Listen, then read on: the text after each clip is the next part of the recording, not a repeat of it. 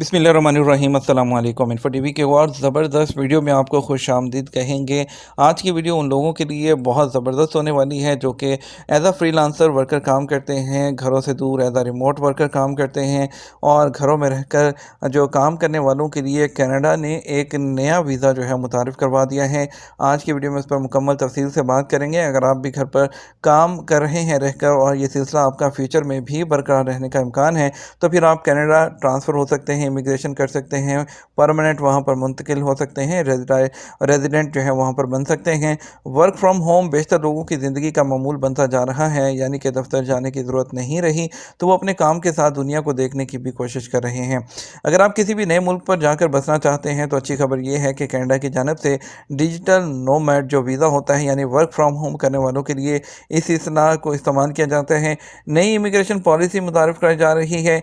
अभी प्रोग्राम की मुकम्मल तफसीलात तो सामने नहीं आई, मगर कनाडा के वज़ीर इमिग्रेशन सैन फ्रेज़र ने बताया है कि बैरून मुल्क से आने वाले 6 माह तक कनाडा में काम कर सकेंगे। इस प्रोग्राम के तहत डिजिटल नोमैड जो मुस्तकिल वर्क परमिट के लिए एप्लीकेशन भी दे सकेंगे और कनाडा में जॉब मिलने पर मज़ीद 3 साल तक वहाँ पर काम कर सकेंगे। सैन फ्रेज़र ने बताया कि ये कनाडा आने के ख्वाहिशमंद लोगों के लिए ज़बरदस्त अपॉर्चुनिटी है और इस प्रोग्राम का मकसद बैरून मुल्क से बासलाहियत वर्कर्स को कनाडा लेकर आना है। उन्होंने मज़ीद बताया कि अहम टेक्नोलॉजी शोबों में कनाडा को अफरादी क़ुव्वत में कमी का सामना है और नए प्रोग्राम को इसी को सामने रखते हुए तैयार किया गया है।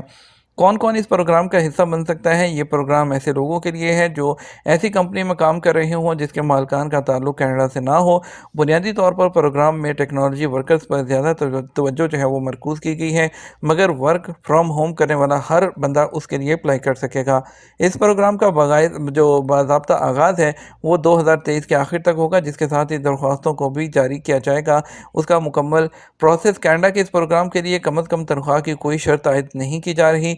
सबसे अहम शर्त यह है कि क्योंकि ऐसे वीज़ा प्रोग्राम्स की पेशकश करने वाले अक्सर मुल्कों में हज़ारों डॉलर्स जो माहाना आमदनी की शर्त जो है वो आयद की जाती है। प्रोग्राम के लिए अप्लाई करने वाले लोगों को मुलाजमत के सबूत के साथ एक एप्लीकेशन, पिक्चर और फिंगरप्रिंट्स जमा कराना होंगे। प्रोग्राम के लिए अप्लाई करने वाले लोगों को मुलाजमत के सबूत के साथ एक दरख्वास्त, तस्वीर और फिंगरप्रिंट जमा कराना होंगे। एक इमिग्रेशन ऑफिसर ख्वाहिशमंद अफराद का इंटरव्यू करेगा। अगर उनकी एप्लीकेशन एक्सेप्ट हो जाती है तो कैनेडियन हुकूमत को पासपोर्ट भेजना होगा जो वीज़ा लगाकर उसे वापस भिजवाएगी।